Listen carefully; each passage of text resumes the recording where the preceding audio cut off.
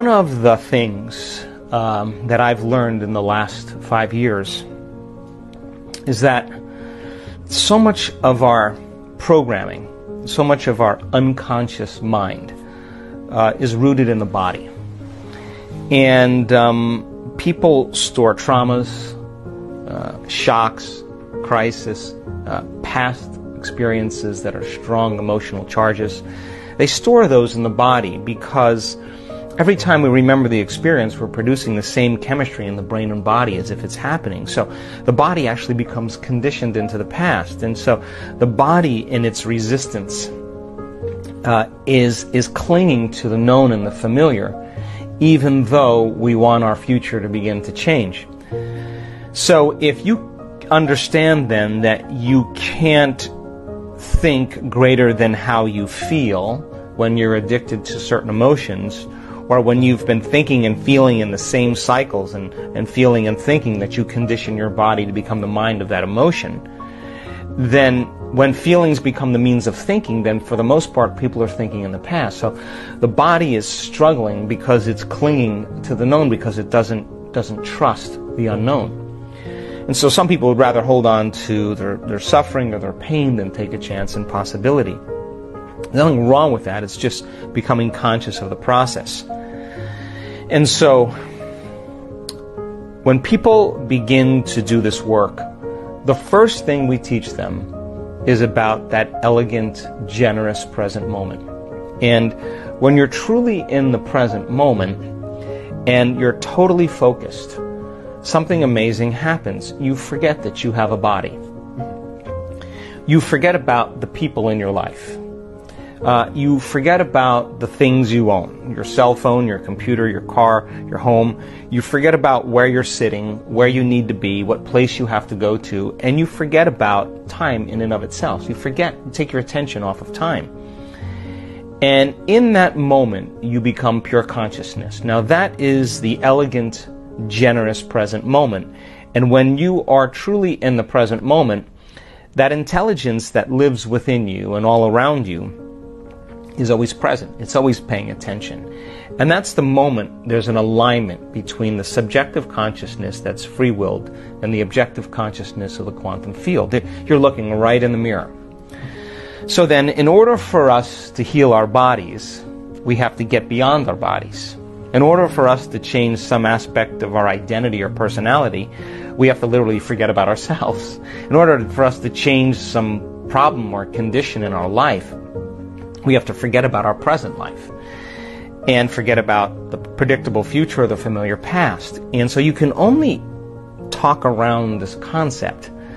But for a person who struggles with creating joy when they feel so much pain, and that they're working on trying to fake it until they make it, my advice is very simple. Work on getting beyond yourself. Now, there have been so many people in this work that have struggled and analyzed and tried to get beyond themselves and then tried to fake it and did all those things until they finally just followed the instructions and became nobody, no one, no thing, nowhere, and no time. Once you're that pure consciousness, the next question is, as consciousness, can you begin to put your attention on that field? Can you begin to pay attention to it? To begin to become aware of it, to become more aware of it, to experience it, to feel it, to stay connected to it moment after moment after moment. Now, just because you can't see something doesn't mean it doesn't exist. So then the moment you put your attention on it and you begin to connect to it, where you place your attention is where you place your energy. You're investing your attention and energy into that field, and you'll begin to experience greater and greater degrees of oneness and wholeness and begin to feel more love. And now you don't have to try, because the energy from these centers moves right into the heart. We've measured this thousands of times. And the person then is being baptized by the divine. And all of the struggles, all of the effort, all of the analysis, all of the bad meditations, all of the good meditations, all of the quitting, all of the complaining is worth it. Because that moment you run into it, it is the most amazing feeling you'll ever have. So I'm not asking people then to create a fake feeling just to pretend that they're there. I'm asking them to become passionate. And when they're in that field and they're no longer encumbered by their body, now they can think greater than how they feel. They're not connected to matter and anything material. They're connected to this field.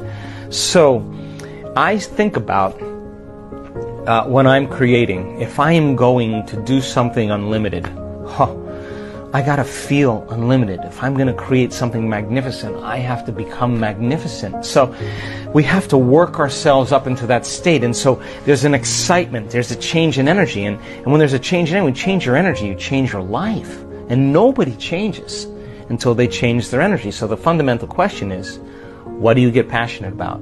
What moves you? And this isn't a mechanical process. So the stronger the emotions that we feel to certain problems and conditions in our lives, the more we put our attention on the cause, whether it's your ex, whether it's your boss, whether it's a coworker, whether it's your pain. And basically, if you place your attention on those elements, you're giving your power away to that person or thing. So as you begin to overcome those emotions in the process of connecting, then as you overcome those emotions, you'll take your attention off those people or problems, and you'll begin to break the energetic bond with everyone and everything in your past, present reality. And now you're calling energy back to you. That's available energy for you to design a new destiny. So much people's creative energy is tied up in their pain. So then as they begin to take their attention off their pain, their body is starting to move closer to the present moment every day. And so don't be impatient.